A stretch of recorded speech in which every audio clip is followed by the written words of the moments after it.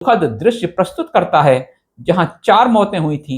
निस्संदेह इन चारों की हत्या की गई थी, जिसमें संभवतया एक नारी थी। ऐसा लगता है कि दूसरा शिकार मृत्यु से पहले सीढ़ियों से लुढ़ककर नीचे आ गिरा था। शेष तीसरे और चौथे के अवशेष निकट ही बाहर पड़े मिले। अवर प्राइड हमारा गौरव में आपका स्वागत है। आज के इस वीडियो में हम प्रकाश रत्न गौतम जी की प्रसिद्ध पुस्तक के आधार पर सिंधु घाटी सभ्यता के गौरवमयी इतिहास और उसके रहस्यमयी विनाश की परतों को खोलेंगे कि कैसे मेसोपोटामिया और मिस्र से भी श्रेष्ठ यह सभ्यता धीरे धीरे पतन की ओर बढ़ी और अंततः एक भयानक नरसंहार का शिकार हुई। क्या वह केवल प्राकृतिक आपदा थी या फिर किसी सुनियोजित हमले का परिणाम? साक्ष्यों के साथ समझने के लिए वीडियो को अंत तक जरूर बने रहें। ब्रजपाल संत जी लिखते हैं कि सिंधु घाटी सभ्यता का इतिहास जानने के बाद स्पष्ट होता है कि सिंधुवासियों ने एक उत्कृष्ट सभ्यता को जन्म दिया। जॉन मार्शल ने लिखा है कि सिंधु घाटी के लोग मेसोपोटामिया तथा मिस्र से भिन्न ही नहीं अपितु उनसे कहीं अधिक सभ्य और सुसंस्कृत थे। ऐसा राव ने उल्लेख किया, हड़प्पाइयों ने इंजीनियरिंग में जो महान प्रगति की वह महान मानव सभ्यता के लिए बहुत बड़ी उपलब्धि कही जा सकती है। कृत्रिम बंदरगाहों का सृजन, उनमें कृत्रिम ढंग से पानी का नियंत्रण एक ऐसा कदम था जिसे जहाजरानी का जनक कहा जा सकता है। ऐसी सुंदर, महत्वपूर्ण और सुसंस्कृत सभ्यता का विनाश आक्रांत आर्यों द्वारा कर दिया गया। आक्रामक आर्यों के भारत में आगमन के बारे में पहले हम उल्लेख कर चुके हैं, बातचीत कर चुके हैं। भारत में आर्यों का प्रवेश लगभग 1500 ईसा पूर्व में हुआ। ये जत्थे की शक्ल में इस देश में आते रहे। आर्य शब्द का अर्थ है घुमक्कड़, यानी ये लोग यायावर जीवन गुजारने वाले खाना बदोश पशुपालक एवं पाककृषि सभ्यता के स्तर में संस्कृति विहीन निरक्षर और योद्धा नस्ल के लोग थे। इनमें यूरोप के लंबे सिर वाले नॉर्डिक लोगों तथा मध्य एशिया के चौड़े सिर वाले शकों को शामिल कर सकते हैं। ये दोनों नस्लें आर्य भाषाएं बोलती थीं। आर्य अपने लाए घुमंतु जीवन को ही बरकरार रखना नहीं चाहते थे, बल्कि वे नगरों और नागरिक जीवन से चंगेज खां तथा मंगोलों की तरह घृणा करते थे। यही कारण था कि उन्होंने सप्त सिंधु में अपना आधिपत्य करने से पूर्व उस शहरी सभ्यता को नेस्तनाबूद कर दिया जो विगत 1000 साल से फल फूल रही थी। इतिहासकार नवल वियोगी लिखते हैं कि इस सभ्यता के विनाश के कारणों को लेकर विद्वान इतिहासकारों में काफी मतभेद है। कुछ इसका कारण प्राकृतिक और कुछ ऐतिहासिक बताते हैं। इतिहासकार श्रद्धेय नवल वियोगी लिखते हैं कि सबसे पहले हम सिंधु घाटी को लेते हैं, जिसमें हमारा ध्यान सबसे पहले मोहनजोदड़ो की ओर जाता है, जहां के निवास का अंतिम स्तर ज्यों का त्यों अपने पूर्व रूप में प्राप्त हुआ है। इसके अंत के बारे में एक बात सत्य है कि यह पूर्ण विनाश से पहले आहिस्ता आहिस्ता ह्रास की ओर बढ़ रहा था। सबसे ऊपर के स्तर पर बने मकान भद्दे बने हैं और पूर्व के भग्नावशेषों की ईंटों के बने हैं। कहीं कहीं गलियों में दीवारें खड़ी करके निवास के लिए प्रयुक्त करने को उन्हें बंद कर दिया गया है। यहां तक कि कुंभकारों की शहरी आबादी में ही अपने आवे बना लिए थे। शहर की आबादी भी बहुत अधिक बढ़ गई थी। निम्न स्तर का जीवन और गरीबी के कारण अत्यधिक खेती, भूमि की उत्पादक शक्ति में कमी, सिंचाई के साधनों का अस्त व्यस्त हो जाना, अत्यधिक चराई के कारण चारागाहों का नष्ट हो जाना, ईंटों के पकाने, खाना बनाने आदि के लिए अंधाधुंध जंगलों की कटाई के कारण आर्द्रता का कम हो जाना और परिणाम स्वरूप भूमि का रेगिस्तान में बदल जाना हो सकता है। सिंधु नदी घाटी सभ्यता के नष्ट होने का मुख्य कारण आप आगे जानेंगे। आप खुदाई में प्राप्त आंकड़ों से पता चलता है कि मोहनजोदड़ो के नीचे के 3 स्तर बाढ़ के गहरे पानी में डूब गए थे। अब भी इन स्तरों में कीचड़ और बालू भरी मिट्टी मिली हुई है, जिससे साफ स्पष्ट हो जाता है कि बाढ़ के विनाश के बाद गिरे हुए मकानों के ढेर पर पुनः कच्ची ईंटों का प्लेटफार्म बनाकर नई आबादी बसाई गई होगी। खोज करने से ज्ञात हुआ यह बालू भरी मिट्टी खड़े हुए पानी की है, बाढ़ के बहते पानी की नहीं और यह संभवतः निम्न घाटी में नीचे की ओर रुकावट के परिणाम स्वरूप बाढ़ का पानी भर जाने के कारण झील का रूप धारण करने से हुआ है। इस बनी हुई झील ने शहर की आबादी में संभवतः शहरियों का जीवन स्तर गिरा देने के अतिरिक्त अव्यवस्था भी उत्पन्न कर दी होगी। कारण शहर की नीचे की आबादियों में पानी भर जाने के कारण निवासी ऊंची घनी आबादी वाले स्थानों में आ बसे होंगे, जो पहले से बढ़ी हुई आबादी के कारण बहुमंजिले मकानों में कठिनता से गुजारा कर रहे होंगे। अब तक की आती बाढ़ के मार से तंग आ चुके नगर पिता व लंबे चौड़े कारोबार करने वाले धनी वर्ग का साहस इस नई भयानक स्थिति से जवाब दे दिया होगा। वे कहीं सुरक्षित स्थान पर जा बसे होंगे। केवल कमजोर और गरीब वर्ग ही उस आबादी से चिपका रहा होगा, जिसने अब तक शहर में कठोरता से व्यवस्था बनाए रखने वाले पिता की अनुपस्थिति का लाभ उठाकर अव्यवस्था का रास्ता अपना लिया होगा। वरना यह कैसे संभव हो सकता था कि दुनिया में सबसे पहले नगर योजना जैसी सुंदर व्यवस्था को जन्म देने वाला अपनी ही आंखों के सामने गलियों में दीवार खड़ी होने और आबादी में आवे बनने देता। हो सकता है इसका अन्य कारण प्रकृति द्वारा उत्पन्न की गई परिस्थितियों के कारण नगर पिता की व्यवस्था रही हो। नगर पिता यानी कि नगर का जो शासक होता था, राजा की बात हो रही है। इन कारणों में निस्संदेह ही मोहनजोदड़ो को एक बीमार सभ्यता का शहर बना दिया, मगर ये प्राकृतिक कारण इतनी बड़ी आबादी के शहर के पूर्ण विनाश का कारण नहीं हो सकते। ध्यान दीजिए दोस्तों, ये सभी जो कारण थे, ये पूरी तरह विनाश का कारण अकेले यही नहीं थे। असली विनाश का कारण अब आगे पता चलेगा। अवश्य ही वे किसी हमले के शिकार हुए थे, उन पर सहसा आक्रमण हुआ होगा और जहां भी खड़े थे मार दिए गए होंगे। गलियों में सीढ़ियों में मिले मानव कंकाल किसी ऐसी ही दुर्घटनापूर्ण अंत की कहानी कहते हैं। मोहनजोदड़ो के शहर के अंतिम विनाश की दुख भरी कहानी को विस्तार पूर्वक कहते हैं। शहर में अंतिम स्तर पर 6 स्थानों पर मानव ढांचे और विनाश के चिन्ह मिले हैं। वे इस प्रकार हैं। पहला, शहर के डी के भाग में आम लोगों के लिए कमरे में बना हुआ कुआं एक दुखद दृश्य प्रस्तुत करता है, जहां 4 मौतें हुई थी। निस्संदेह इन चारों की हत्या की गई थी, जिसमें संभवतया एक नारी थी। ऐसा लगता है कि दूसरा शिकार मृत्यु से पहले सीढ़ियों से लुढ़ककर नीचे आ गिरा था। शेष तीसरे और चौथे के अवशेष निकट ही बाहर पड़े मिले।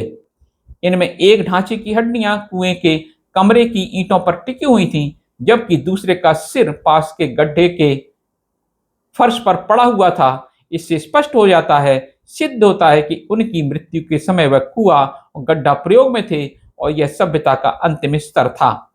दूसरी बात करेंगे, एचआर भाग के वी मकान में 13 पुरुषों, औरतों और बच्चों के ढांचे पाए गए हैं, जिनमें कुछ कंगन, अंगूठियां मन के पहने थे। अप्राकृतिक मौत के परिणाम हैं। हड्डियां खस्ता हाल में थीं। देखा गया था कि एक खोपड़ी में 146 सेंटीमीटर का सीधा चौड़ाई में कटे का चिन्ह था, जो कि जीवित रहते तेज धार हथियार से लगा होगा, जैसे तलवार, और संभवतः यही उसका मौत का कारण रहा होगा। इसी प्रकार एक अन्य पर भी ऐसा ही चिन्ह मिला था। एक तीसरी खोपड़ी पर भी ऐसा ही घाट तक कटे का चिन्ह था। तीसरा, 1964 की खुदाई के दूसरे दिन एचआर भाग के पश्चिमी सिरे पर डॉक्टर डेल को 5 टेढ़े मेढ़े पड़े हुए ढांचे मिले। अंतिम स्तर की 2 सक्रिय दीवारों के मध्य में मिले हैं, जहां गिरी हुई ईंटों का ढेर, राख और मिट्टी के बर्तनों के टुकड़े पड़े हुए मिले हैं। वे साधारण ढंग से दफनाए हुए प्रतीत नहीं हो रहे थे, बल्कि अवश्य ही वे किसी संकट के शिकार हुए होंगे। वे आसपास की एक गली में पड़े हुए थे, जहां पर संभवतया मृत्यु से पूर्व छिपे हुए थे, जिनमें से 3 आदमी, एक औरत तथा एक बच्चा था। यहां इस बात में कोई शंका नहीं कि वे मोहनजोदड़ो के अंतिम स्तर के ही थे। राख के ढेरों से सिद्ध होता है कि यहाँ बर्बर आक्रमणकारियों ने न केवल मनुष्यों का बेदर्दी से वध करके खून बहाया, बल्कि उनके घरों को आग लगाकर खाक कर दिया था। आगे बात करेंगे, एचआर भाग की एक अन्य गली में एक अकेला ढांचा पड़ा मिला, मगर स्थिति अस्पष्ट है, अतः उसके बारे में अधिक प्रकाश नहीं डाला जा सकता। पांचवी बात, वीएस भाग की एक गली में 6 ढांचे मिले हैं, जिसमें एक बच्चा है। डी के भाग में 9 ढांचों का एक ढेर मिला था जो एक दूसरे से सटे हुए इकट्ठे पड़े हुए थे। उनमें से 5 बच्चे थे। यह विचार है कि शरीर जल्दी में बनाए गए गड्ढे में फेंक दिए गए थे, मगर इस भाग की खुदाई करने वाले मैके महोदय ने बड़ी ही व्याकुलता से विचार व्यक्त किया के लिए आसानी के लिए जल्दी में दफनाए गए नीचे के स्थान को ही गड्ढा मान लिया गया है। इसकी न तो कोई दीवार है न कोई जल्दी खोदा गया प्रतीत होता है, अर्थात जहां वे खड़े थे वहां जो स्थान नीचा मिला वहीं डालकर उन पर मिट्टी डाल दी गई। दल के साथ 2 साबुत हाथी के दांत थे। मैके का विचार है ये ढांचे एक परिवार के अवशेष थे जिनमें से कुछ हाथी दांत का काम करने वाले थे जिन्होंने आक्रमण के समय अपने बहुमूल्य सामान के साथ भागने का प्रयत्न किया था, मगर वे घेर लिए गए और बर्बर आक्रमणकारियों द्वारा मौत के घाट उतार दिए गए। लाशें जहां जल्दी जल्दी मिट्टी में डालकर दबा दी गई और दफन की कोई रीत नहीं निभाई गई। उनमें एक ढांचा सिंधु प्रकार का कंगन पहने था। ढांचे तीसरे स्तर की टूटी फूटी ईंटों के ढेर पर पड़े हुए थे। खुदाई कराने वाले विद्वान के विचार में संभवतः यह दुर्घटना के बाद के स्तर आईए में हुई। सबसे आश्चर्य बात यह है कि यह अंतिम दल ही केवल ऐसा है जिसको जानबूझकर मिट्टी से ढक दिया गया था तथा जानबूझकर दक्षिण दिशा में दबाया गया, जहां टूट फूट पहले से अधिक प्रतीत होती है। शायद शरीरों को रिहायशी घरों में पड़ी हुई स्थिति में नहीं छोड़ा गया। किले से अब तक किसी लाश के प्राप्त न होने से यह समझा जाता है कि आक्रमणकारियों ने इस भाग को साफ कर दिया था जहां वे सारे भाग पर राज कर सकते थे। विचार किया जाता है कि नष्ट किए हुए शहरों में फैली हुई आग ने पहले ही पशुओं को भगा दिया था। सिंधु नगरों के पतन का काल क्या था? इस संबंध में पुरुषोत्तम श्री राम सदार लिखते हैं कि सिंधु नगरों पर आर्यों ने ईरान और अफगानिस्तान की ओर से प्रवेश करते ही 3300 ईसा पूर्व हमला नहीं किया था। वे सिंधु नदी के पश्चिम किनारे पर 100-200 साल तक ठहरे होंगे। सिंधु लोगों का अच्छा ज्ञान होने के बाद ही उन्होंने आक्रमण किया होगा। बीच के काल में वे सिंधु लोगों की गाय, धान्य, स्त्रियां, बच्चे और शस्त्र चुराकर ले जाने लगे। इस प्रकार से उन्होंने खुद की हालत मजबूत करने के बाद और काफी जासूसी करने के बाद ही सिंधु लोगों के परकोटा वाले नगरों पर हमले शुरू किए होंगे। आर्यों ने सिंधु प्रदेश को जीतकर ब्रह्मावर्त नाम के प्रथम आर्य राज्य की स्थापना करने का काल 3150 ईसा पूर्व है। इसके बाद उन्होंने उनका ध्यान नाग राजाओं के अन्य नगरों पर दिया और गुजरात, पंजाब, सिंध, गंगा यमुना के मैदान के सिंधु नगर नष्ट कर खुद की हुकूमत बैठाई होगी। इस कार्य को पूरा करने के लिए 400 से 500 साल लगे होंगे। यह पूरा काल सिंधु नगरों के नष्ट होने तथा सिंधु सभ्यता की गिरावट का है। आर्यों के इन्हीं प्रतापों का उल्लेख ऋग्वेद में किया गया है। कालीबंगा की बात करेंगे।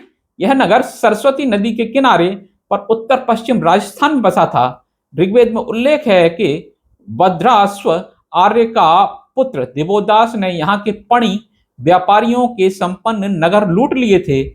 आर्यों ने शायद यही सरस्वती और दृष्टवती नदियों के बीच अब पहला आर्य राज्य ब्रह्मावर्त स्थापित किया। सिंधु नगरों का उत्खनन होने के पहले विद्वानों का ऐसा मानना था कि आर्य भारत में प्रथम सप्त नदियों के प्रदेश में पंजाब में घुसे होंगे, परंतु अब धारणा बदल गई है। आर्यों का आक्रमण सिंधु नगरों पर प्रथम कालीबंगा नाम के राजस्थान के नगर से ही प्रारंभ हुआ। ऐसा अब खुदाई और ऋग्वेद के वर्णन से स्पष्ट होता है। यहाँ पर एक और आश्चर्यजनक बात दिखाई देती है कि आर्यों के बस्ती के निशान जैसे अग्निवेदी सिंधु नगरों से दूर है दिखाई देते हैं। हड़प्पा में भी वे टेकरी से काफी दूर पाए गए हैं। यहाँ की गंगा यमुना क्षेत्र में आर्य बस्ती के निशान सिंधु नगरों के खंडोरों पर ही दिखाई देते हैं। एक विद्वान इतिहासकार लिखते हैं कि सिंधु घाटी में मोहनजोदड़ो के उत्तर में स्वयं हड़प्पा शहर और उत्तर की सभी छोटी आबादियां कभी भी बाढ़ों से प्रभावित नहीं हुई। इसके स्थान पर ऐसा लगता है कि वे सहसा खाली हो गए। उसके बाद वे सदियों तक खाली पड़े रहे। ऐसी परिस्थितियां निश्चय ही किसी आक्रमण की कल्पना के लिए विवश करती हैं।